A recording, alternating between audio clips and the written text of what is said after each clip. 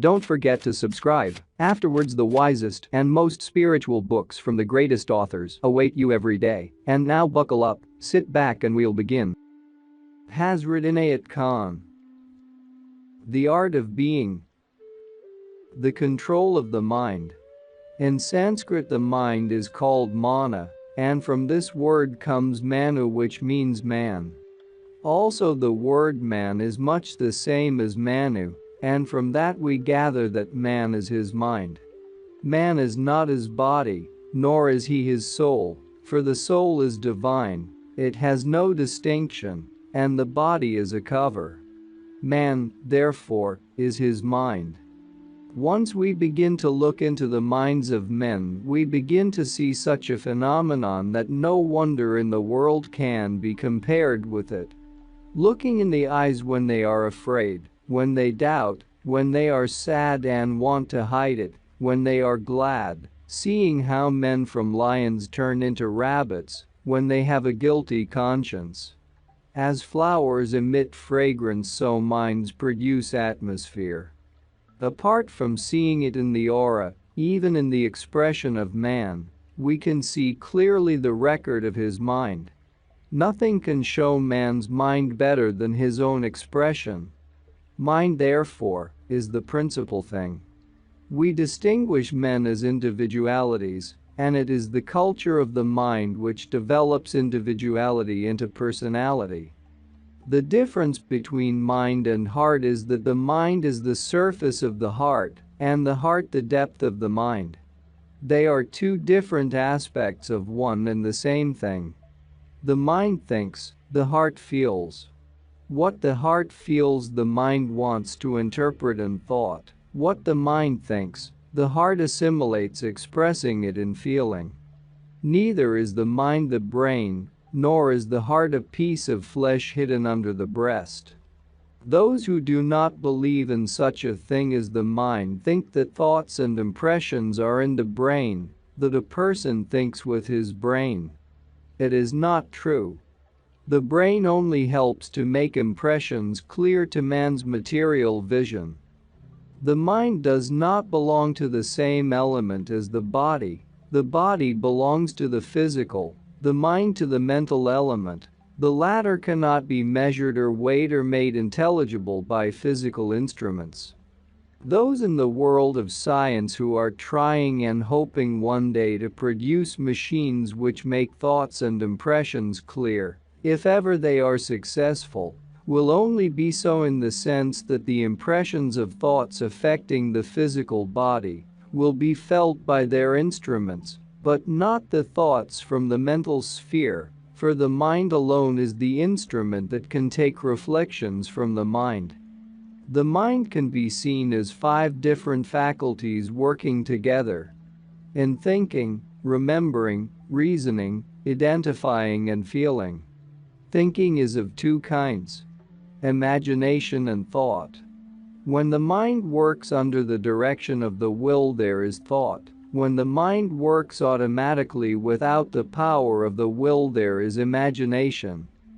The thoughtful person is he who has a reign over the activity of the mind. An imaginative person is the one who indulges in the automatic action of the mind. Both thought and imagination have their place in life. The automatic working of the mind produces a picture, a plan, which is something more beautiful than a plan or idea carefully thought out under the control of the will. Therefore, artists, poets, musicians are very often imaginative, and the beauty they produce in their art is the outcome of their imagination. The secret that is to be understood about imagination is this: everything that works automatically must be prepared first, then it works, just like a watch must be prepared first, then it works automatically. We must wind it up, then it can go on. We need trouble about it no more. This shows that we need prepare the mind to work automatically to the best advantage in life. If people become imaginative without having prepared their mind, it leads them to at least an unbalanced condition, and maybe to insanity, For when an imaginative person becomes unbalanced and has no control over his mind, it may lead to insanity. Now the question arises: how to prepare the mind? The mind is like a film taking all the photographs to make a moving picture, and it produces the same that was once taken in. The one who is critical, who looks at the ugly side of human nature, who has love for evil, love for gossip, who has the desire to see the bad side of things, who wishes to find the bad points of people, prepares a film in his mind. That film projected onto the curtain produces undesirable impressions in the form of imagination. The great poets who gave us beautiful teachings in moral, in truth, where did they get them from? This life here is the school in which they learned. This life is the stage on which they saw and gathered. They are the worshippers of beauty in nature and in art. In all conditions of life they meditate upon beauty and find good points in all those they see. They gather all that is beautiful, from the good and the wicked both. Just like the bee takes the best from every flower and makes honey from it, so they gather all that is beautiful and express it through their imagination in the form of music, poetry and art, as well as in their thoughts and deeds in everyday life. I began in my early life a pilgrimage in India, not to holy shrines, but to holy men, going from place to place and seeing holy men of different characters and natures. What I gathered from them all was their great love nature, their outgoing tendency, their deep sympathy and their inclination to find some good. In every person they see they are looking for some good, and therefore, they find it in the wicked person. By doing so they themselves become goodness because they have gathered it. We become what we gather. In their presence there is nothing but love, compassion and understanding, of which so little is found in this world. In our domestic life, in our social or political life, in business, in commerce, in national activities, if we had that one tendency, it would make life different for us, more worth living than it is today for so many souls. The condition today is that people are rich, they have all convenience and comfort, but what is lacking is understanding. Home is full of comfort, but there is no understanding, there is no happiness. It is such a little thing, and yet so difficult to obtain. No intellectuality can give understanding. This is where man makes a mistake. He wants to understand through his head. Understanding comes from the heart. The heart must be glowing, living. When the heart becomes feeling, then there is understanding, then you are ready to see from the point of view of another, as much as you can see from your own point of view. The other aspect of thinking is thought, which is heavier, more solid, more vital than imagination, because it has a backbone which is willpower. Therefore, when we say, "This is a thoughtful person," we make a distinction between the imaginative and the thoughtful person. The latter has a weight about him, something substantial, one can rely upon him. The imaginative person one day may come saying, "I love you so much, you are so good, so high, so true, so great," but it is just like a cloud of imagination which has arisen. The next day it is scattered away, and the same imaginative person, who yesterday followed this cloud, would try to find some fault, and nothing is left in his hands. How very often this happens. Those are angelic people perhaps, but they ride on the clouds. For this dense earth they are of no use, one cannot rely upon them. They are as changeable as the weather. The thoughtful person, on the contrary, takes his time to express both his praise and his blame. The mind of the thoughtful is anchored and under control. The one who learns how to make the best of imagination and how to control his thought shows great balance in life. How is this to be achieved? By concentration. In India there is a sacred Hindu legend relating that two sons of God, sons of Rama, an incarnation of Vishnu, were in a country where the younger one saw a horse which was set out free by the government. The one who would catch the horse would become king of that country. This youth was so attracted to the horse and to the idea that was behind it that he ran after it. He could not catch it, for the horse would sometimes slow down, but ran away as soon as the youth nearly reached it. His mother was worried and asked the elder brother to go find him. Then the older brother came and saw that his brother was pursuing the horse. So he said to him, "That is a wrong method. You will never be able to catch the horse that way. The best way of catching it is not to follow, but to meet it."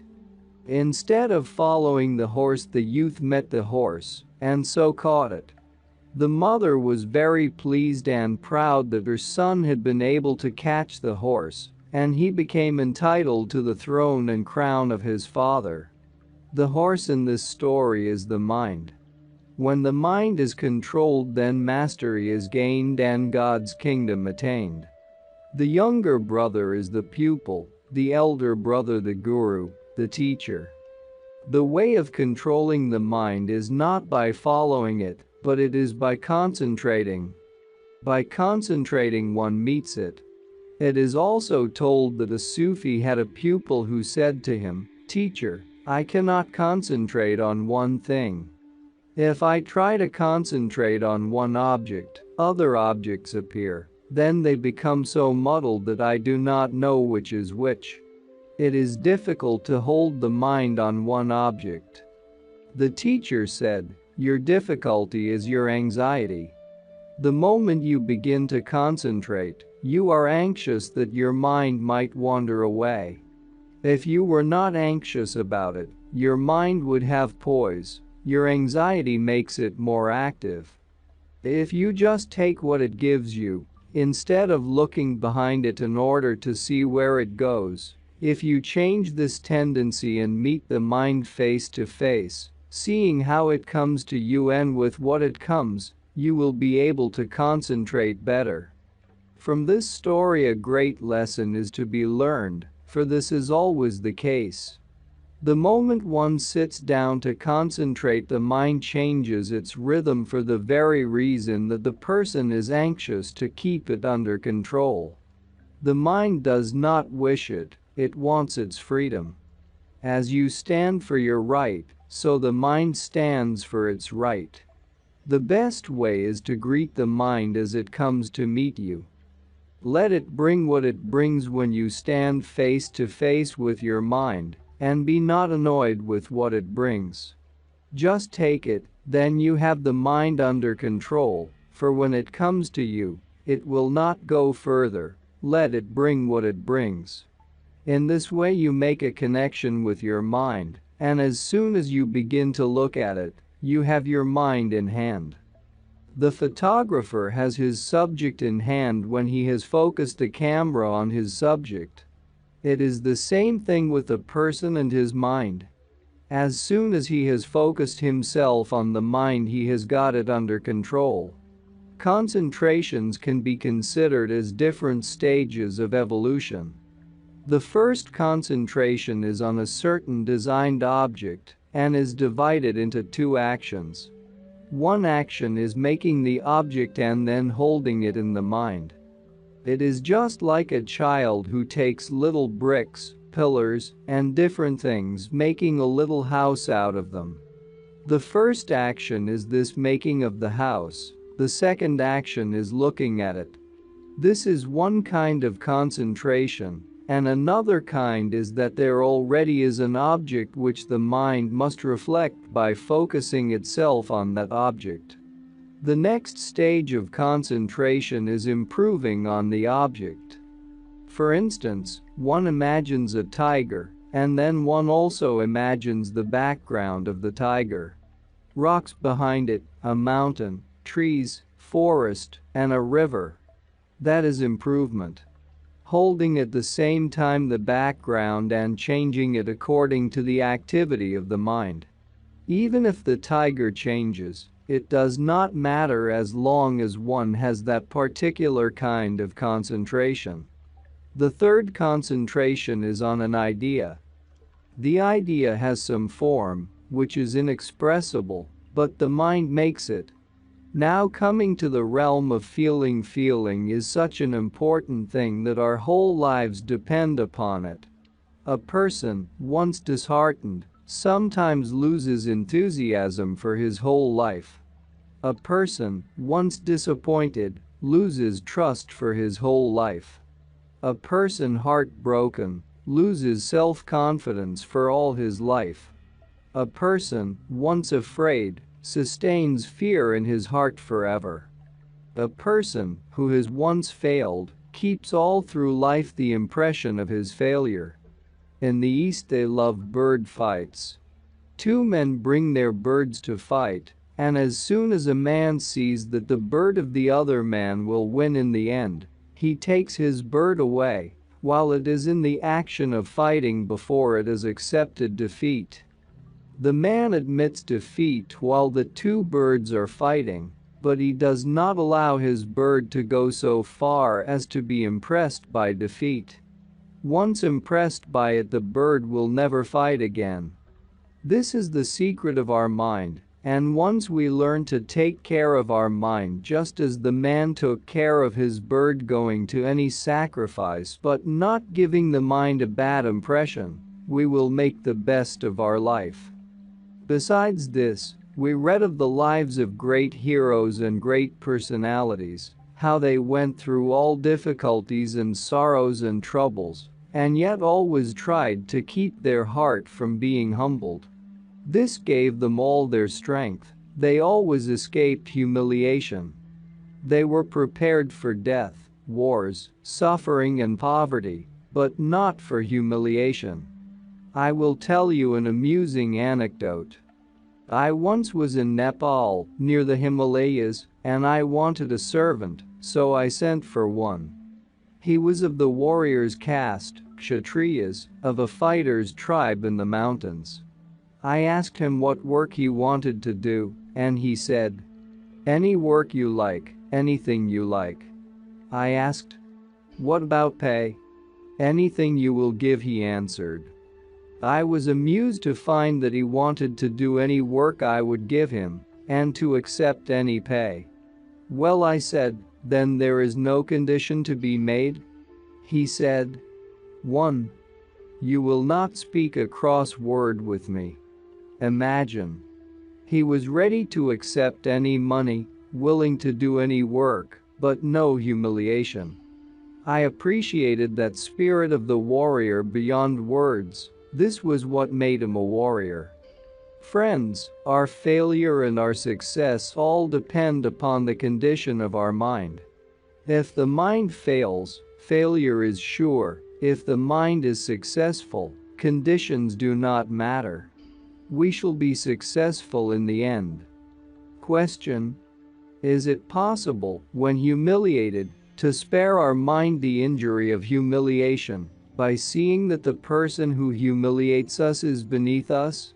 Answer: that is not the way, because as soon as we accept humiliation, we are humiliated, whether we think it or not. It does not depend upon the other person, it depends upon ourselves. No sooner do we admit humiliation, there is humiliation. If the whole world does not accept our humiliation, it does not matter as long as our mind feels humiliated, and if our mind does not accept humiliation, it does not matter if the whole world takes it as such. If 1,000 persons come and say to a man, "You are wicked," he will not believe it, as long as his heart says, "I am not wicked." But when his heart says, "I am wicked," if 1,000 persons say, "You are good," his heart keeps him down just the same. If we ourselves give up, then nobody can sustain us. Question: is it possible then to develop a state of mind that lifts us out of humiliation? Answer: well, the best thing would be to avoid humiliation, but if a person cannot avoid it, then he must be as a patient who must be treated by a physician. Then he needs a person powerful enough to help him, a mastermind, a spiritual person. He then can be doctored, attended to, and get over that condition. When a person is a patient, he cannot very well help himself. He can do much, but then there is the necessity of a doctor. Question: can that condition be treated by counter-irritation? Answer: yes, it can be met with that. Question: what do you do when the feeling of humiliation has entered the mind? Answer: to take it as a lesson, to take poison as something that must be. However, poison is poison. What is put in the mind will grow. It must be taken out. Every impression, if it remains, will grow. Humiliation, fear, doubt. When it is there, it remains. There will come a time when the person will be conscious of it. It will grow, and because it is growing in the subconscious mind, it will bear fruits and flowers. Question: would the study of mathematics be good for an imaginative person? Answer: yes, it can bring about a balance. I have seen this in the case of one of my pupils who was extremely imaginative. He could not stay on the earth. But later on he got into a business where he was obliged to count figures, and after some time he obtained a great deal of balance. I have given this as a title in order to make my idea intelligible, but when explaining the subject, instead of using the word mind, I shall use the word spirit. The word mind comes from a Sanskrit root, which means mind and also man. In this way, the name itself explains that man is his mind. Since the word mind is not understood in the same way by all those who use it in their everyday language, I think it best to use the word spirit instead. The spirit can be defined as consisting of 5 different aspects: mind, memory, reason, feeling, and ego, and each of these 5 aspects is of 2 kinds. The mind is creative of thought and imagination. Out of the work of the mind, directed by the will, comes thought, and out of the automatic working of the will, comes thought and imagination. So the thoughtful person is different from the imaginative. Thought is concrete because it is constructed, it is made by willpower. The thoughtful person, therefore, is dependable and more balanced because he stands on his own feet. The imaginative person, on the contrary, floats in the air. He rises and falls with his imaginations. He may touch the heights of heaven, and he may fall deep down onto the bottom of the earth. He may float to the north, the south, the east, or the west. However, both thought and imagination have their proper places. The automatic working of the mind, which produces imagination, has its power, inspiration, and beauty peculiar to itself. Poets, musicians, painters, and sculptors create out of their imagination, and they reach further than the ordinary man does. This only shows that the power of the automatic working of the mind is very great, although there is always a danger of being unbalanced. So often one sees a great genius, a composer, a poet, a great artist with a wonderful skill, and yet unbalanced, because the imagination makes the spirit float in space. The one who by floating takes the risk of falling also has the chance of rising further than anyone else rises. To a practical and thoughtful man of common sense, an artist or a composer seems to be very impractical, Sometimes he seems to be very ignorant and childish. And looking at them from this point of view, he is right, for however large a balloon may be, it is a balloon, it stays in the air. It is not a wagon one can rely upon to stay safely where one has put it. A balloon will fly, one does not know where it will take one. Nevertheless, the wagon remains on Earth, it never touches space. It does not belong in the air. Being a wagon, it misses the joy of rising upwards. Thought has its place, it is solid, it is concrete, it is distinct. A thoughtful man seldom goes astray, for he has rhythm, he has balance. Maybe he cannot fly, but he walks and you can depend upon him. Now as to the spiritual aspect in connection with thought and imagination, there are two kinds of seekers after spiritual truth. The thoughtful and the imaginative. The imaginative at once jumps into religion. He does not walk, he jumps into it. He revels in superstitions, he cherishes dogmas and beliefs. He interests himself in amusing and bewildering stories and legends connected with religion. He maintains beliefs that are impressed upon him. And yet, with all faults and weaknesses, the imaginative person is the one who is ever able to make a conception of God and of the hereafter. The one who has no imagination is not able to reach the zenith of the spiritual and religious ideal. Often an intellectual or materialistic person without imagination stands on the earth like an animal compared with a bird. When the bird flies up, the animal looks at it and wishes to fly, but it cannot, it has no wings. The imagination, therefore, is as two wings attached to the heart in order to enable it to soar upwards. The thoughtful seeker after the spiritual ideal has his importance too, because superficial beliefs and dogmas do not lead him. One cannot fool him, he is thoughtful, and every step he takes may be slow, but it is sure. He may not reach the spiritual ideal as quickly as the imaginative, but if he wishes to reach it, he will arrive there, slowly and surely. The second aspect of the spirit is memory, which again has two sides. There are certain things we need not look for, they are always clear in our memory, such as figures, and the names and faces of those we know. We just have to stretch out our hand and touch them. We can recall them at any moment we wish, they are always living in our memory. But then there is a second side to the memory, which is called by some the subconscious mind. In reality, this is the depth of the memory.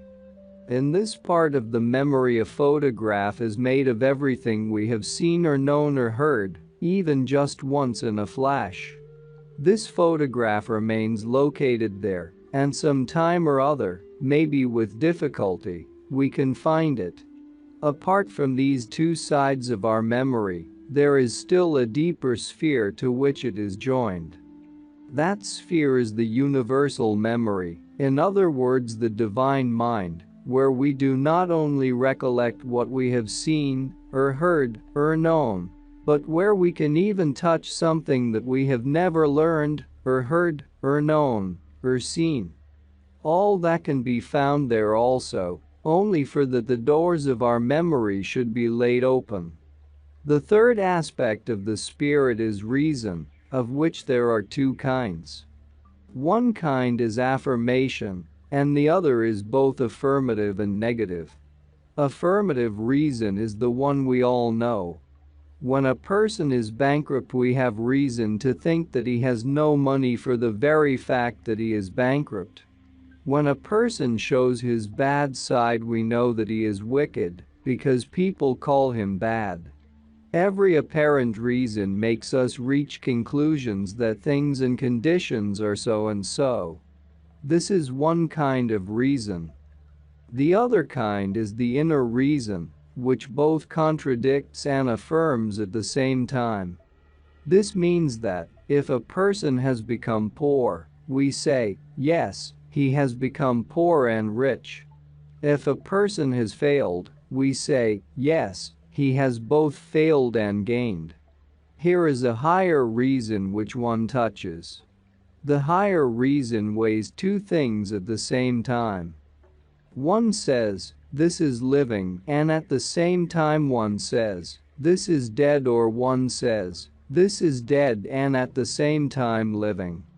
Everything one sees gives a reason to deny its existence and at the same time to affirm its opposite, even to such an extent that when one has a reason to say, this is dark, by that higher reason one may say that it is light. When one arrives at this higher reason, one begins to unlearn, as it is called by the mystics, all that one has once learned to recognize as such and such, or so and so. One unlearns and one begins to see quite the opposite. In other words, there is no good which has not a bad side to it, and nothing bad which has not a good side to it. There is no one who rises without a fall, and no one who falls without the promise of a rise. One sees death in birth and birth in death. It sounds very strange and it is a peculiar idea, but all the same it is a stage. When one climbs above what is called reason, one reaches that reason which is at the same time contradictory. This explains the attitude of Christ. When a criminal was taken to him, he had no other attitude towards him than that of the forgiver. He saw no evil there. That is looking from a higher reason. Feeling is the fourth aspect of the spirit. Feeling is different from thought and imagination. It has its own vibrations and its own sphere. Thought and imagination are on the surface, feeling is at the depth of spirit. Feeling also has two sides. One is likened to the glow, and the other to flame. Whether one loves or whether one suffers, there is intense feeling, a feeling which cannot be compared with the experience of thought and imagination. A feeling person has a different consciousness, he lives in a different sphere. A person who is feeling has a world of his own. He may move among the crowds and live in the midst of the world, and yet he does not belong to the world. The moment feeling is awakened in man, his consciousness becomes different. He is raised up, he touches the depth, he penetrates the horizon, and he removes what stands between man and the deeper side of life.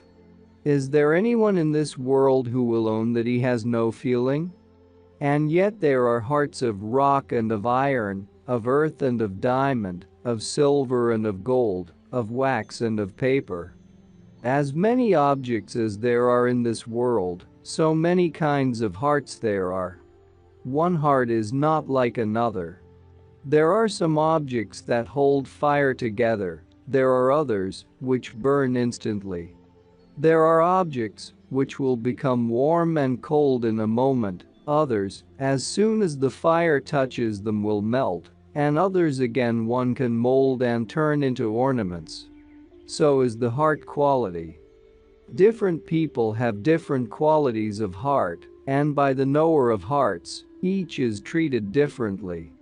But since we do not think about this aspect of feeling, we take every man to be the same. Although every note is a sound, all notes are not the same, they differ in pitch, in vibrations, so every man differs in pitch, in the vibrations of his heart. According to the vibrations of his heart, he is either spiritual or material, noble or common. It is not because of what he does, nor because of what he possesses in this world he is small or great, according to how his heart vibrates.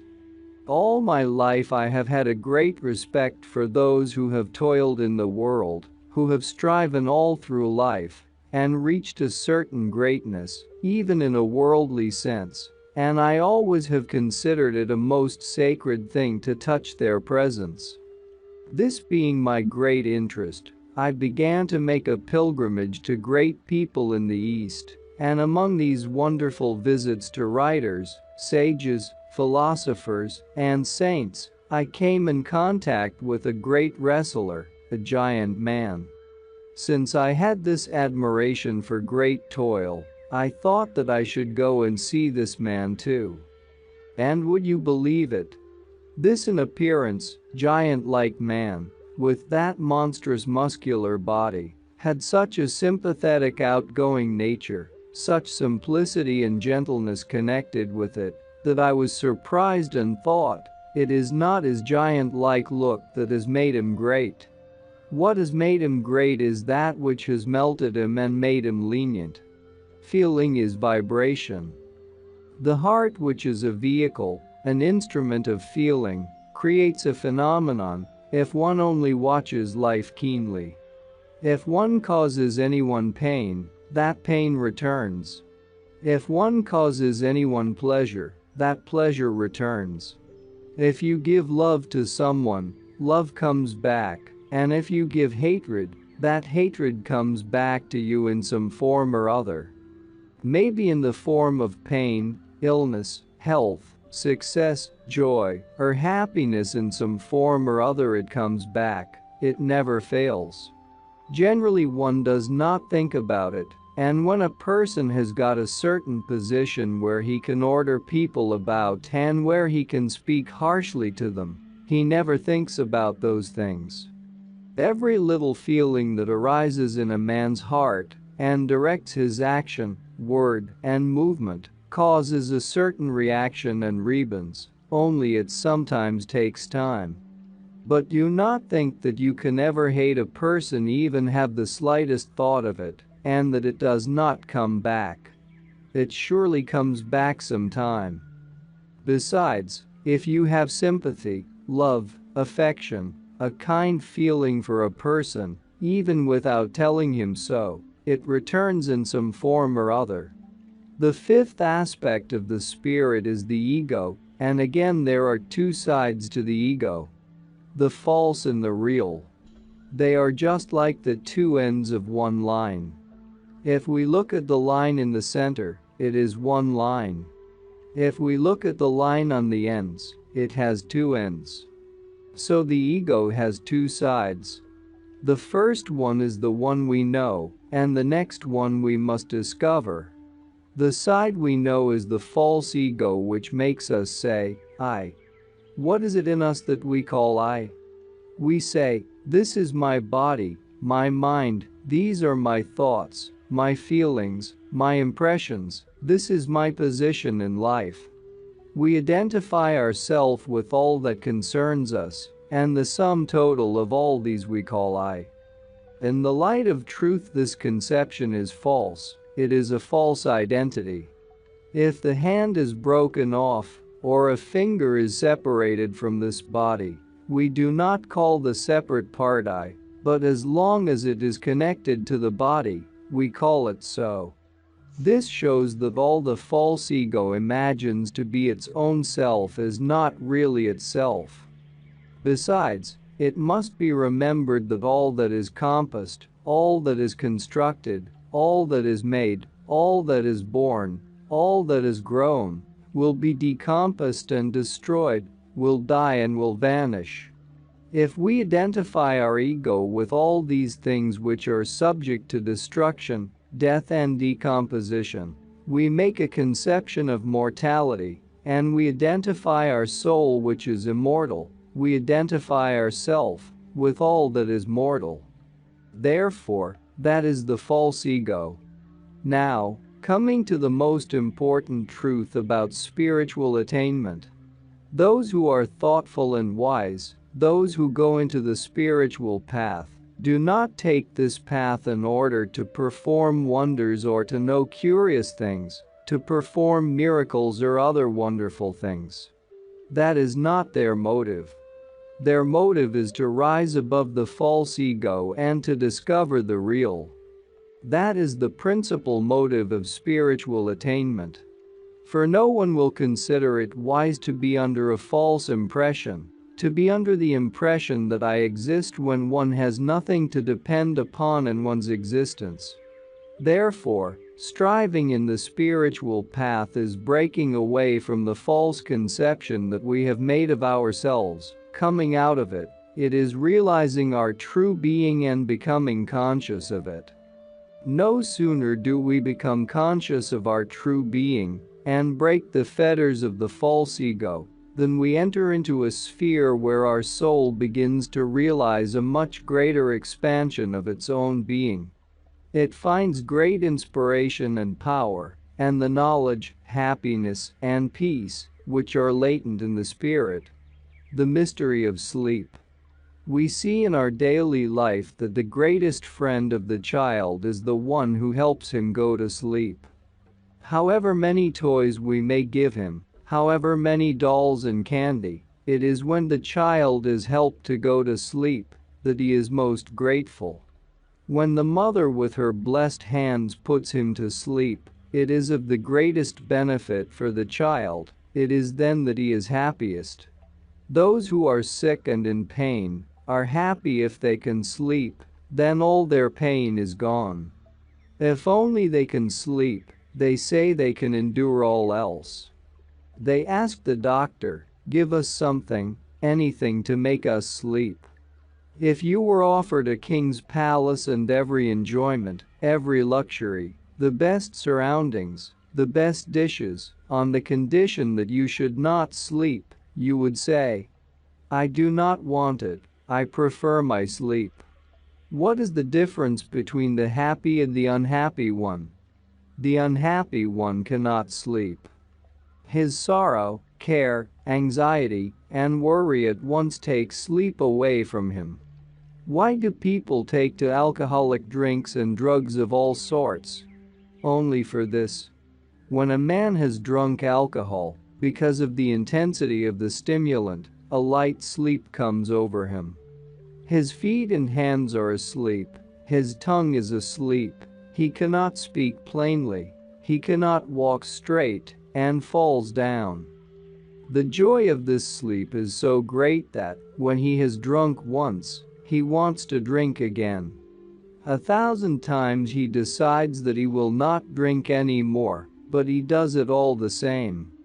There is a poem of our great poet, Rumi, where he says, "O sleep, every night thou freest the prisoner from his bonds." The prisoner, when he is asleep, does not know that he is in prison, he is free. The wretched is not wretched, he is contented. The sufferer is no more in pain or misery. This shows us that the soul is not in pain or in misery. If it were, it would also be so when the body is asleep. The soul does not feel the misery of the body and the mind, but when a person awakes, then the soul thinks that it is in pain and wretched. All this shows us the great bliss of sleep. This great bliss is given to us without a price, like all that is best. We do not need to pay for sleep. We pay thousands of pounds for jewels, for gems that are of no use to our life. Bread we can buy for pennies. Man does not know how great the value of sleep is, because the benefit it gives cannot be seen or touched. If he is very busy, if he has some business that brings him money, he will rather be busy with that and take from his sleep, because he sees, "I have gained so many pounds, so many shillings." He does not see what he gains by sleep. When we are asleep, we generally experience two conditions: dream and deep sleep. The dream is the uncontrolled activity of the mind.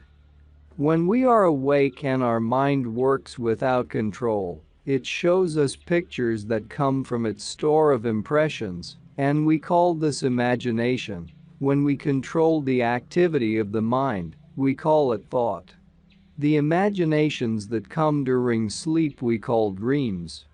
We do not call them real, because our waking state shows us something different, but as long as we are not in the waking state, the dream is real. During the deep sleep, a person is usually conscious of nothing. When he wakes up, he feels refreshed and renewed. What are we doing while we are fast asleep? The soul is then released from the hold of the body and mind. It is free, it goes to its own element, to the highest spheres, and it enjoys being there. It is happy, it experiences all the happiness, all the wisdom of those spheres, it enjoys all bliss and peace. Besides the dream and the deep sleep, there are visions. These are seen when the soul, during sleep, is active in the higher spheres. What it sees there, the mind interprets in allegorical pictures. The soul sees the actual thing plainly, and the mind takes from its store of impressions whatever is like that which the soul sees. Therefore it is seen as a picture, as an allegory, a parable which the wise one can interpret, because he knows the language of those spheres. If he sees himself going downstairs or walking up a mountain, he knows what it means.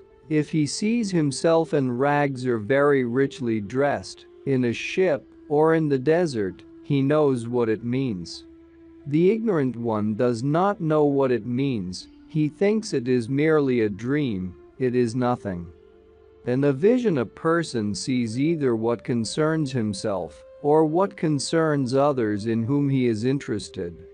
If he is interested in his nation or in the whole of humanity, he will see what concerns his nation or the whole of humanity. In a dream a voice may be heard, or a message given in letters. This is the higher vision. Sages and saints see in the vision exactly what will happen or what the present condition is, because their mind is controlled by their will. Even in sleep it does not for one moment think that it can act independently of their will. And so, whatever the soul sees, the mind shows it exactly as it is seen. Sages and saints see visions even while awake, because their consciousness is not bound to this earthly plane, it is awake and acts freely upon the higher planes. Besides the dream, the vision and the deep sleep, the mystics experience two other conditions: the self-produced dream and the self-produced deep sleep. To accomplish this is the aim of mysticism. It is so easy that I can explain it to you in these few words, and it is so difficult that I should like to bow my head before him who has achieved it. It is accomplished by concentration and meditation. Can you hold one thought in your mind, keeping all other thoughts away? Can you keep your mind free from all thoughts, from all pictures? We cannot. 1,000 thoughts, 1,000 pictures come and go. By mastering this, the mystic masters all. He is awake upon this plane and upon the higher plane, then the one becomes sleep and the other the wakeful state. People may say that mystics, Sufis, are great occultists, very psychic people. That is not their aim. Their aim is the true consciousness, the real life, the consciousness which lies beyond Allah. When this consciousness is open to them, then all wisdom is open to the soul and all the books, all the learning in the world becomes to them mere intellectual knowledge. You might say, then lazy people who are always sleeping are all saints. No, the soul also must have experience on the earth. It must learn what virtue is, it must learn to be virtuous. By sleep we understand the covering of ourselves from the world of which we are conscious, but we do not realize that, when we are awake, we are covering ourselves from another world, which, in fact, is more real. It is the self, which is covered. The difference between the sleeping and the waking state is that, when we cover ourselves from what, in fact, is real, we say, I am awake, and, when we cover ourselves from what is unreal and illusion, we say we are asleep. The reason for this is that in the state in which we are conscious of all things around us, we are able to point to things about which we have no doubt. We recognize the objects around us, therefore we say that we are awake, and during the time of sleep we think we are dreaming. We do not know where we are or what we are doing.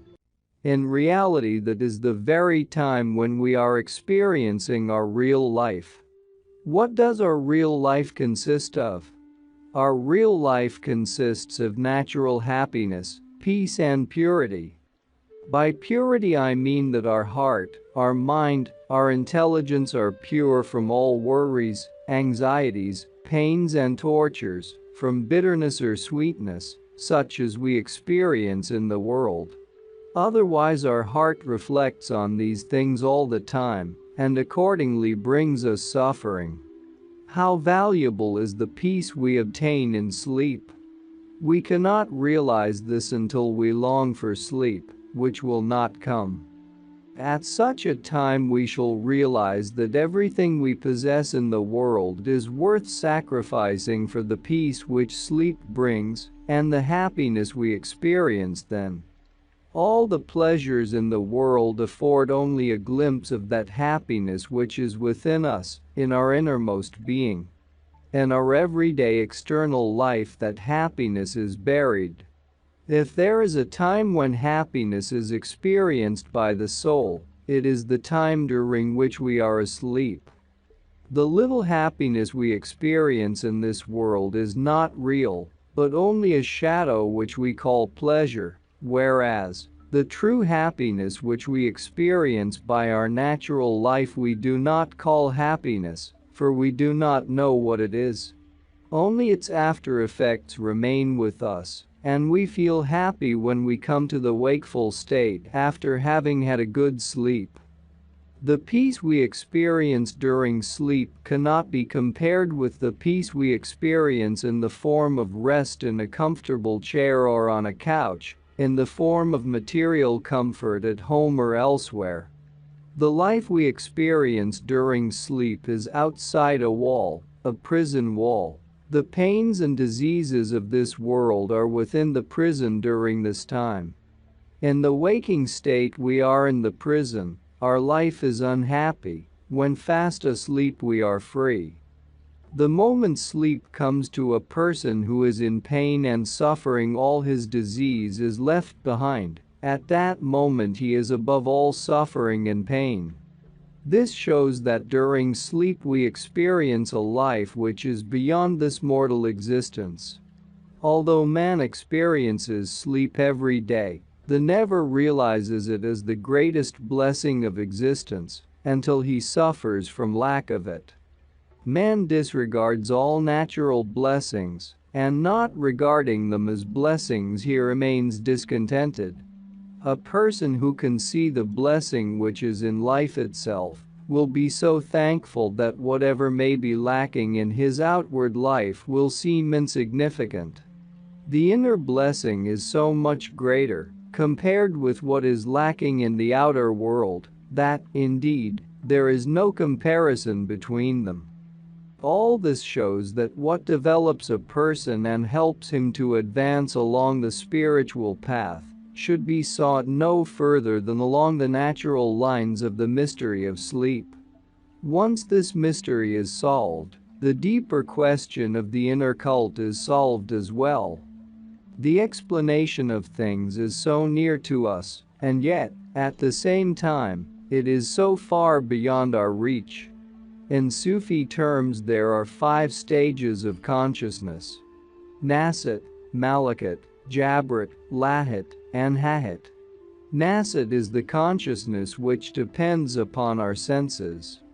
Whatever we see by means of the eyes, or hear by means of the ears, whatever we smell and taste, all these experiences which we gain by the help of the material body, prove to us that this is a particular plane of consciousness, or a particular kind of experience of the consciousness.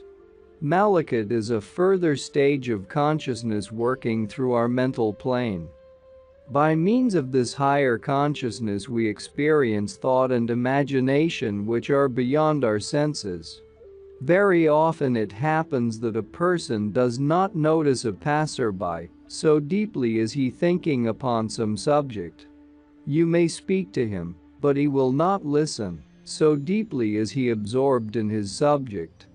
Though his ears are open he cannot hear, though his eyes are open, he cannot see. What does this mean? It means that at that moment his consciousness is experiencing life on a different plane. Though he is sitting before you with open eyes and ears, his consciousness is on another plane, working through a different body. The plane of Malakut is experienced by every person not only when absorbed in thought, but also in dreams. While the different sense organs are resting, the mind is free to work, and it works with the aid of the same mechanism which it has collected during the experience of the nascent condition. In other words, all the experiences which a man gathers during the day are assembled during the night, and the mind works with that mechanism. Whatever has been collected during the day is at work during the night. Therefore, if a person has acquired an impression of fear, fear will manifest itself in the dream in different forms. If a person has acquired an impression of love, love will appear in the dream in various forms. If of success, the dream will show success in different forms. So the mind prepares a cover for every impression that it receives, it prepares an outward appearance for it. That is what accounts for the meaning of dreams. Suppose that a person goes to a wise man saying, "I have seen flowers in my dream." What will be the result of it? The wise man will answer, love, happiness, success. Why? Because the wise one knows that the mind disguises itself and the impression it receives into something beautiful, when something beautiful is going to happen, and into something ugly, when something bad is going to happen. It is, however, not only so that the mind adorns itself with a certain form, in order to tell you that you are going to have a good or a bad experience. There also is the natural outcome of things, there is action and reaction. What we take from the outer world is prepared in the mind, and it reacts again in another form. This gives us a sort of key by which we can understand what the next step will be. In that form the dream is a warning. There is no need to take it as a warning in a spiritualistic form, and to claim that a spirit, a ghost, or an angel came to tell you the future. It is your own mind which disguises itself as a spirit, a ghost or an angel, in whatever form you wish it to come to you, or in whatever form you are accustomed to. It will never come in a form strange to you, such as you have never known. It will only come in a form to which you are accustomed. For instance, if you were to see a dog with wings, it would still be the form of a dog with which you are familiar, only the mixture or combination of forms is curious. Although wings are attached to the dog, the form is not actually new. You are seeing something which you recognize. In the dream, the state of the mind has two different aspects. When the mind is not expressive but responsive and is not acting in a positive but in a negative rhythm, then it becomes visionary. That mind is visionary, which is apt to catch the reflection of whatever other mind falls upon it. Thus it may catch the reflection of a living person's mind, or of a deceased person's mind, of a spiritually advanced person, or of a very ordinary person. That mind lies open like a piece of uncultivated ground, which a person may turn into a farm or into a garden. In that soil, he may sow seeds of flowers or only seeds of thorns. This accounts for people having different experiences in their dreams from those they had in their waking life. When people say, "I learned something from my dreams, I am inspired by them, I have received new ideas," new lessons in my dreams, it is because their mind was exposed to the given impressions. However, a mind open to impressions in this way may reflect a satanic as well as an angelic impression. A wrong one as easily as a right one. It is open to whatever comes into it. Such a person is likely to be led astray as to be helped. The result, therefore, is only good as long as the impressions to which the mind responds are good ones. What then is the way in which one can be sure to have the mind focused upon good things, and so to receive only good impressions? There are three considerations. First, one must be able to keep all the ever-moving thoughts away, which come into one's mind. One must develop that mental strength, that willpower that will keep all thoughts away, which come into one's mind during concentration, and take one's mind away from the object on which one focuses it. Secondly, the mind will always focus itself upon the object, which it loves. If one does not have love for the divine being, for God, if one does not have that ideal, then it will certainly be difficult, for it cannot be done by the intellect. The person who only uses his intellect keeps asking, where shall I direct my mind? On what object shall I focus it? Please, picture it for me, and point out where it is. It is the lover of God whose mind cannot wander anywhere, save always directly to God. Then, purity of mind is necessary. The mind must be pure from all fear, worry and anxiety, and from every kind of falsehood, for all this covers the mind from the vision of God. When the mind, full of faith, love, purity and strength, is focused upon the ideal of God, man will receive teaching, inspiration, and advice directly, and for every case he meets with in life. The simple teaching of all the religions during every age, the essence of all religion and philosophy, is contained in these words. Go and stand before God in simple faith, being as a little child before God. At that moment you will say, I know nothing, I have not learned anything, I am only an empty cup waiting to be filled. I have only love to offer you, and because my love is too insufficient, I ask to be given more. I have only faith, and yet that is insufficient. So I ask that it be strengthened and developed, so that it will be strong enough to hold me before you. Purity I need, but I do not have it, or at least, if I have it, it is only your own essence which is within my being, and I wish to keep it as clean as possible.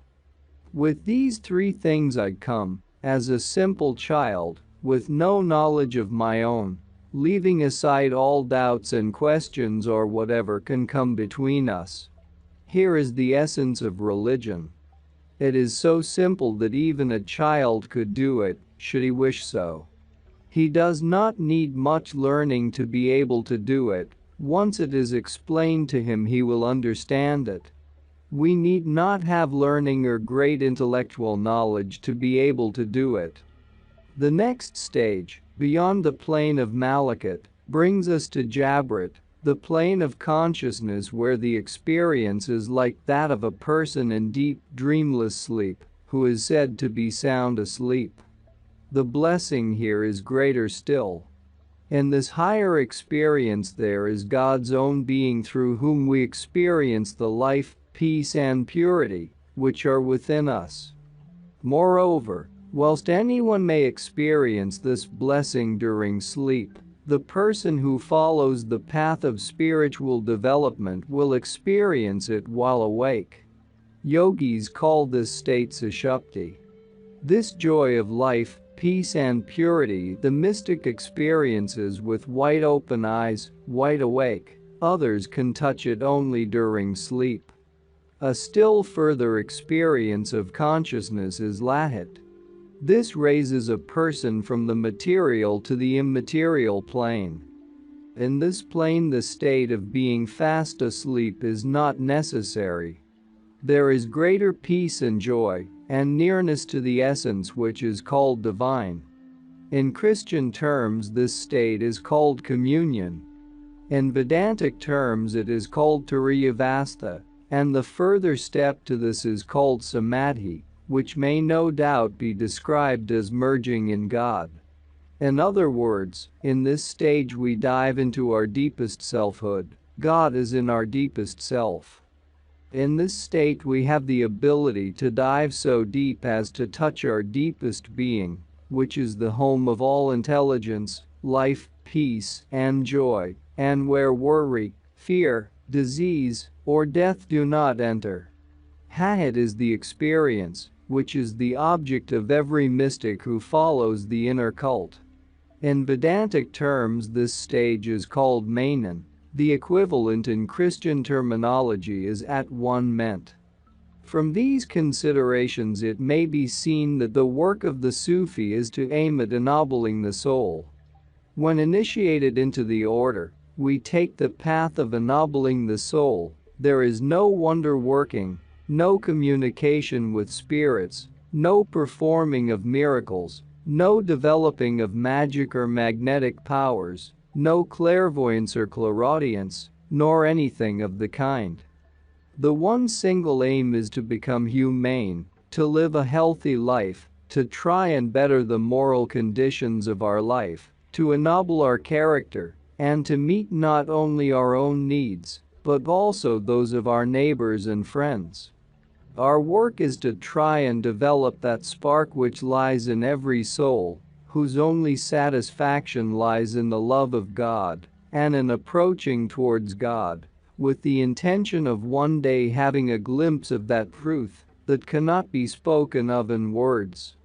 Dreams, the nature of the dream. There is a Hindustani saying calling this world the dream of life. And the Vedanta of this world is called the dream of Brahma, the dream of God. It makes a person afraid to think that all our affairs, to which we give so much importance, should be unreal, should be a dream. When people came to talk to me, I have several times experienced their great disappointment when they said, "Do you mean to say that all this is a dream, that it is not real? Now here you are standing, I am sitting, you are speaking. Is it all a dream?" They meant, what a foolish idea to call this life a dream. To him who has experienced only materially through his five senses, without even a glimpse of an idea of something else, this life seems real, and we cannot blame him for thinking it real.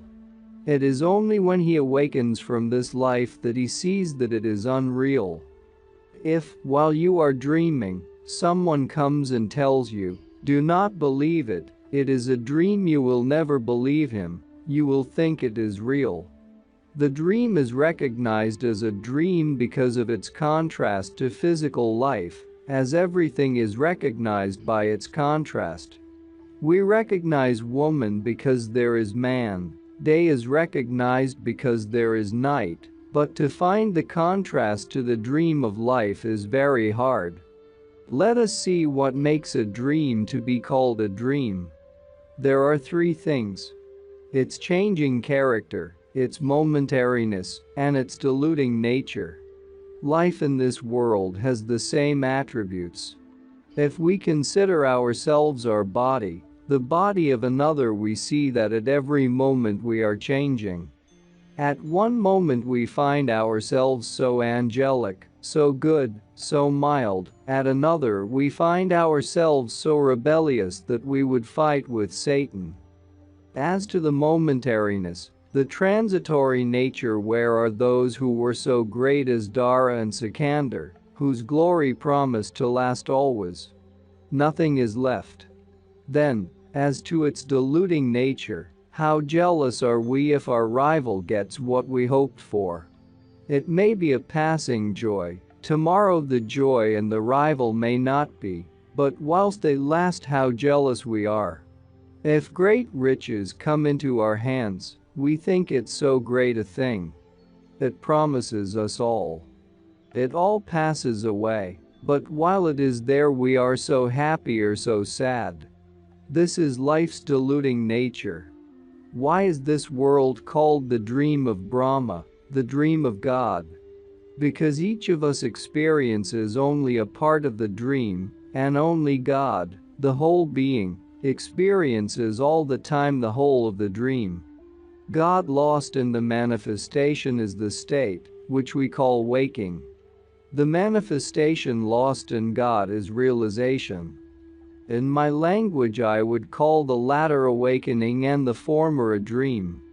In the physical world you are here, everything else is outside of you, and you are contained in space. In the dream all you see is contained within you. You may dream that you are in Paris, but if you really were in Paris, the Parisians would know that you were there. If they knew nothing of it, then you were not in Paris. Paris and everything else in the dream is within you. In that state you are so great, but you call it a dream, an imagination, and you think that imagination is nothing. Question: is it better to be always in a dream or always awake? Answer: this is a very interesting question, and one that should be asked of great people. If a person wishes to be always in a dream, he should go to the caves of the mountains, to the wilderness, because in the world people will not only take all he has, but they will eat his bones, his skin, his flesh. We see at what point people have come by being always awake. If such a person wishes to eat, the thought comes, what can I gain, what business can I do, and will not let him eat. If he wishes to sleep, the thought, what benefit can I have, will not let him sleep. The politician who is always thinking, what office can we take, what territory can we gain, how can we get more than others can never have any rest. The best course for those who are seeking the truth, not for everybody, but for those who are on the way of truth, is to be just so much awake as is needed to carry out their responsibilities in life, not allowing themselves to be quite trodden upon, and to be so much in the dream as they can without neglecting their life's responsibilities. How dreams are formed. Let us now consider how the dreams that we dream every night are formed. Our mind is made of vibrations, or let us call them atoms. These have the property of receiving impressions. They are just like a photographic plate. They are continually receiving impressions. Impressions of heat or cold, of friends or enemies. These are stocked in the storehouse of the mind, so many thousands, so many millions of impressions, more than can be counted. When you are asleep, when your body is resting but your mind is active, these pictures appear before you, just like a moving picture on a screen. Then, when your mind is fully exhausted, deep sleep comes. Some pictures we develop very much by keeping them often before us. The pictures of enemies, for instance, or of friends of whom we often think. Other pictures are very little developed, they just come and go. That is why sometimes in the dream we see the faces of our friends just as they are. Sometimes we see forms that seem familiar, but whom we do not recognize, and sometimes we see pictures that seem quite strange.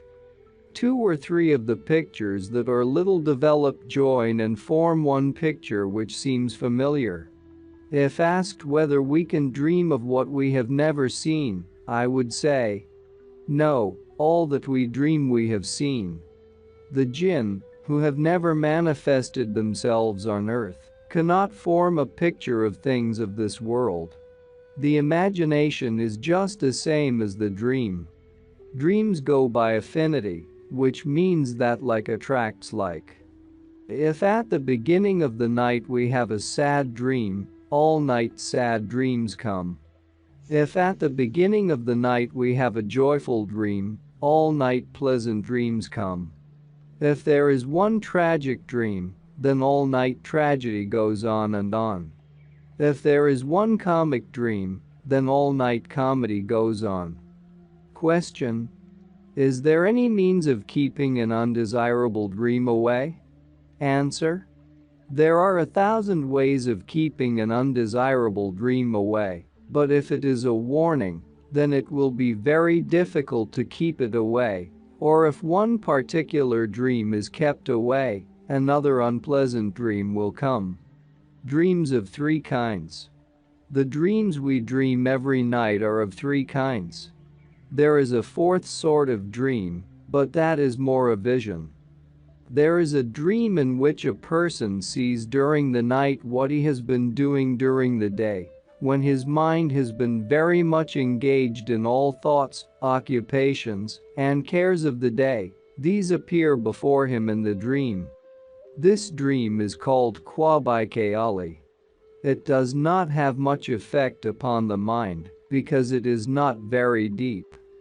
The second kind of dream is Kwabigulti, in which one sees the opposite of what really happens. When one sees someone dead, that person recovers from his illness, or one sees someone as one's enemy who in reality is one's friend. When the mirror of the mind is distorted, then the image falling upon it is distorted too, just as in some mirrors everything appears reversed. If you are thin, you appear as fat and round as a ball, and a short person appears as tall and thin as a column. The third kind of dream is Kwabi-Ruhi, in which events are shown exactly as they are. This dream comes to the upright, pure mind, to the righteous, pious person. It is seen either in a dreaming or half-waking condition. If something is lacking in the person's piety, he may see something reversed in the dream. He may see the death of the father when it is the death of the mother, or the illness of the daughter when it is the illness of the son, but if he is absolutely pious, he sees the exact event. This dream comes only to the few, to the chosen ones, but we should remember that in all of us the soul is the same, it is only its cover that is different. So we may all dream this dream at times. Many years before the Prophet Muhammad came forward as a master, as a prophet, his wife knew he was a prophet because every morning he used to tell her what he had dreamt in the night, and it was always that which happened the next day. Whilst he himself was not yet sure of his message, she believed that he was the chosen one, and she encouraged him. If there was a first disciple of Prophet Muhammad, it was his wife. The 3 kinds of dream are the most wonderful subject of study in life. The kind of dream, which is the exact picture of a reality which a person may sooner or later experience in his so-called real life, teaches us that the incidents which we experience unexpectedly in life were preordained for us. It also teaches us that, although here in the physical plane we appear to be separate from one another, in the plane of the dream the whole world exists upon the surface of the individual's mind. He who is one single being on the physical plane inverts into the whole world on the plane of the dream, although even there where he is alone he still holds fast his individuality. The nature of the second kind of dream, in which everything appears to be the reverse of what may happen, is the opposite of manifestation. A person seen dead in this dream will have a long life, and the sickness of a friend seen in the dream would, on the contrary, bring him good health. It is because of their negative nature that things like the printer's block, the photographic plate, and all other things of negative character will show their opposite before they produce the right image. The kind of dream produced before the view of man, in which he sees what he has been doing during the day, is of little consequence. It is either caused by unbalanced activity of the mind, or by physical disorder. Such dreams as a rule have no importance, and, although they create before man a moving picture, they are surely a waste. This kind of dream, caused by the activity of his mind, is given to each person in his everyday life. The second kind generally manifests itself before the view of those who possess the attribute of humanity, who first think of the world and its responsibilities, together with the thought of God. The third kind of dream generally is vouchsafed to the spiritual person. It is, of course, seldom seen by the average man. The first thing that happens in the spiritual development of a person is that his dreams change. First he dreams a thing and the contrary happens. Then he dreams a thing, and that thing happens exactly as he dreamed it. Then God gives him warnings in pictures, just as the first writings were picture writings. Then, when his soul discloses itself more, he hears a voice and he sees angelic beings.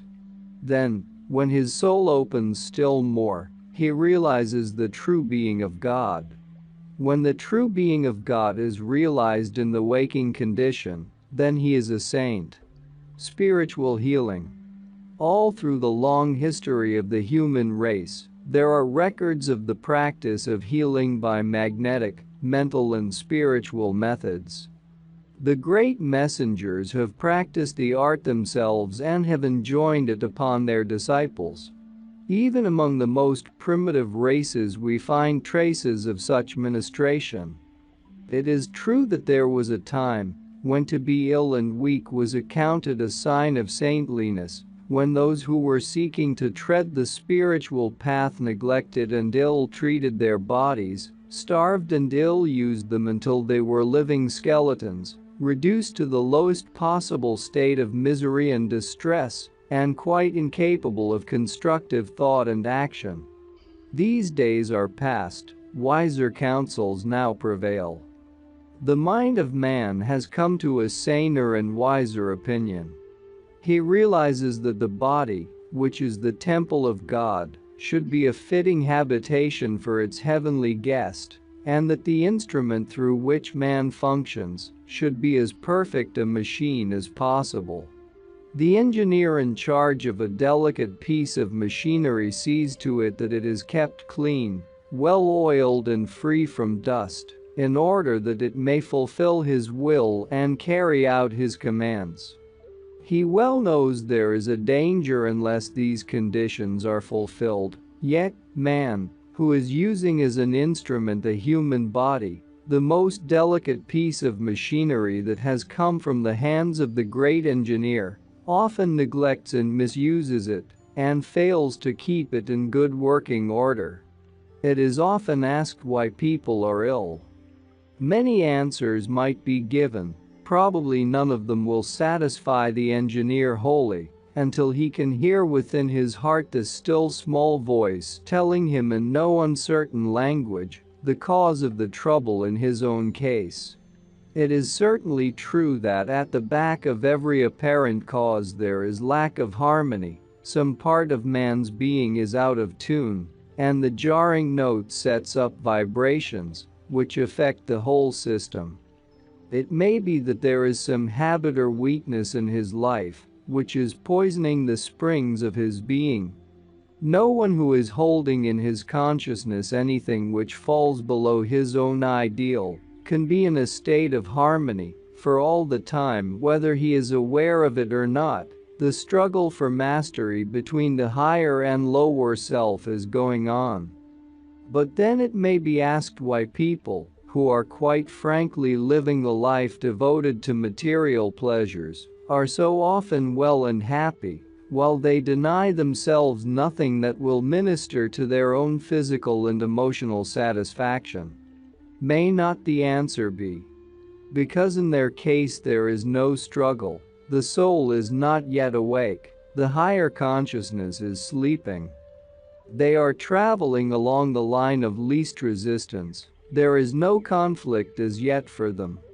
Then again it is asked why so often good people are ill, and we may perhaps answer that question by asking another. What is goodness? Some people who are called good are very negative. They allow their minds and bodies to be open to every sort of influence that comes to them from without. The garden of their soul is not guarded and tended by the wise gardener, and the winds blowing from north and south, from east and west, carry all sorts of seeds. Seeds of weeds and thistles and thorns which fall upon the soil, take root and spring up very quickly. Often they choke the flowers that are also growing in that garden, and then, in a sensitive personality, there is struggle for mastery. Disharmony results from it and consequently weakness and illness. Let us strive for wisdom, that we may know what to take in and what to cast out, for when wisdom guards the threshold we shall become strong and steady like the water wheel, which revolves at such a rapid rate that it resists and throws off any object, however heavy, that is thrown against it. Above the portal of a small convalescent home in an English country village, these words are written, so large that all who enter may read them and take heed. For good may ever conquer ill health walks where pain has trod as a man thinketh so is he rise then, and think with God. We read in the Christian scriptures, whatsoever things are good, whatsoever things are pure, whatsoever things are of good report think on these things. Thought is creative, thought has a dynamic power. As a man thinketh so is he. We are taught that every thought has its birth and death, and that the life of every thought is far longer and more enduring than the life of the human being. Hundreds of wireless messages are passing by us during every hour of the day, but only the instrument that is tuned to the right note can receive them. The discovery of wireless telegraphy has been to the thinker a most illuminating example on the physical plane of what is always happening in the spiritual spheres. Distance is no longer any obstruction, and just as in the physical world a receiver is necessary, so also in the spiritual world, for the law is universal both in the spiritual realm, the realm of reality, and in the physical world, which is only the shadow of the real one.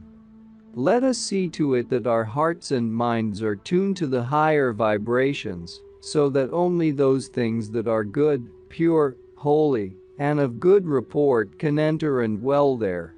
Let us keep out the idle thoughts, the unkind thoughts, the envious thoughts that come knocking at the door of the heart, and which, if we admit them, will result in speech and action, and produce in our bodies illness, weakness, weariness. Then when this happens, man in his ignorance of the true cause, goes to the doctor or surgeon who perhaps performs an operation, and often the patient may be no better but rather worse, for the real cause of the trouble is untouched. One may ask, is pain always an evil thing? And I would answer, far from it. Sometimes pain comes to us as a kindly warning. It is the moving finger pointing to us and bidding us to give heed to our ways, to take account of our doings.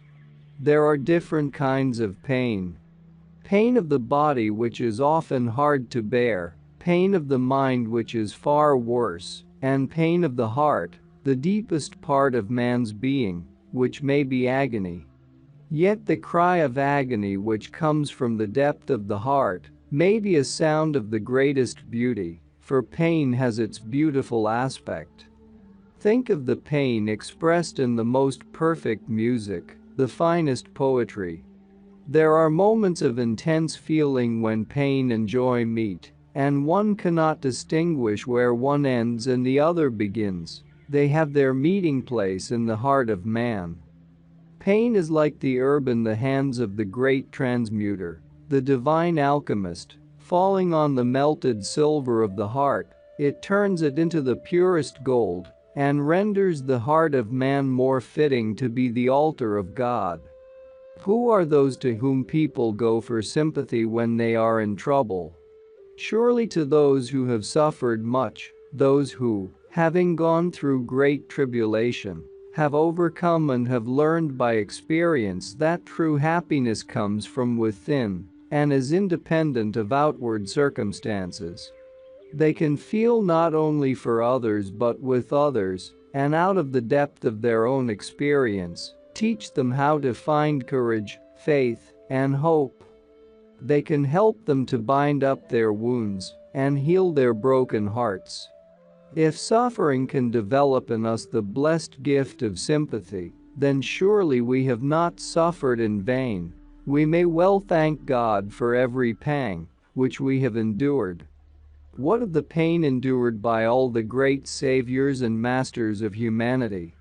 We feel here that we are touching a most sacred mystery which words cannot express, but may we not reverently believe that, by taking to themselves the burden of pain of the whole world, they transmuted it by the process of alchemy and sent it out as a fountain of love and power springing up into everlasting life? However, while pain is one thing, disease is quite another thing. Disease must always be contrary to the divine will, and it is our duty to combat it by every means in our power, and to order our lives along the lines of the sane, healthy living, obeying the laws of health and matters of diet, sanitation and clothing. Disease is largely the product of over-civilization.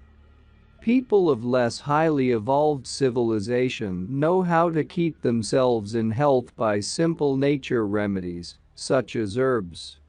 It is said that the North American Indian, when he comes home tired after a long day's hunting, will fling himself down upon the ground, relax every sinew and muscle, and draw into himself fresh stores of energy from the magnetic currents of the earth, so that after an hour's rest, he is ready to rise up and to go forth again, if necessary, with renewed strength and vigor.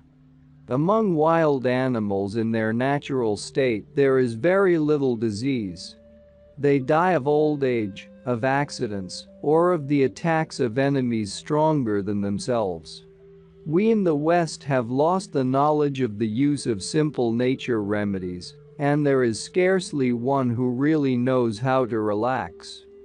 We should do well to try to get back this lost knowledge, for health is more likely to be gained in this way than by use of drugs or the surgeon's knife. Man is the microcosm of the macrocosm. Every substance in the earth is to be found in the body of man, even to the lately discovered radium. Therefore it is in a very true sense that we speak of Mother Earth, and the closer we live to nature, our great mother, and the simpler we make our manner of living, the healthier shall we surely become. What is health? Health is surely wholeness of body, heart and mind, complete harmony of the whole being. Wholeness is also holiness. Nothing short of this should content us, if as Sufis we are endeavoring to tread the path which leads to the culmination of love, harmony and beauty, that perfect trinity which is the goal of all life. God alone is the healer. Those who minister will only truly heal when they keep this truth always before them, for it is not the solid wood that makes the flute, it is the empty reed. The healer is only the instrument which God Himself is using and, in so far as he can put aside his own lower personality and dedicate and consecrate his life to the great service, will he be successful in the work he has undertaken. He should endeavor to cultivate an attitude of calmness, serenity, and poise, of harmony within and without, for just as the waters of a lake, when tossed to and fro and broken up by the winds of a great storm, cannot reflect the clear blue sky, neither can the heart of the one who is disturbed and distracted by the turmoil of the world, and confused by the sound of earth's many voices, reflect the will of the God and Father of us all. It has been said that we grow into the likeness of that which we habitually contemplate. Therefore, constant and habitual contemplation of the perfect ideal, dwelling in thought upon the attributes of divine beauty, keeping the heart tuned to the note of love and harmony, and making this the practice of daily life, the mind still and calm, the heart pure and open, so that it can reflect the perfect will. This should be the aim of life of the one who aspires to serve humanity as a spiritual healer. We are told that one of the properties of radium is that, if for a time you shut up certain substances in an appropriate receptacle with even a tiny portion of the radium, these substances will acquire some of the properties of the radium and will show its power. After some time they lose these properties and have to be replaced close to the radium in order to be recharged. We read of the great masters that, when exhausted after days of teaching and ministering to the sick, they retired into the mountains and forests to commune with the Almighty God, and came forth again charged with fresh power to resume their work of healing and inspiring. If even for the great ones these times of quiet were necessary, how much more for us? The action of the radium is a parallel of the Almighty Father's power. It speaks to us of the refreshment, which comes from quiet communing with the Supreme. What should be the attitude of the patient? He must have a living faith. He must do his part in the work. We read of Jesus Christ that in one place even he could do no mighty works because of the unbelief of the people, and again in another place people came to him with all manner of diseases, and he healed them all. The patient must believe in the power of God to heal, and he must have confidence and trust in his healer. God holds his blessings out to us, but we must take them from his hands. If we refuse to cooperate in the work of healing, we cannot receive the blessing. If we set up obstacles, we can obstruct even the river of life itself. So the patient must have confidence and trust in the healer. He must open himself to receive the healing currents for the conveyance of which the healer is only the channel, for life and health are the gifts of God himself. And that's not all. Our experts and regular viewers respond to all comments. Also check if you forgot to subscribe and set your bell to receive notifications about new audiobooks and other useful self-development materials that we release regularly. Join in the discussions, don't forget to give likes and, if possible and inspired, support the development of the channel financially. All useful links will be in the description and the first attached comment. Goodness, love and wisdom to all. And now move on to watch the next part of the video at the links below, or choose something from the playlists of the channel and those you see on the screen.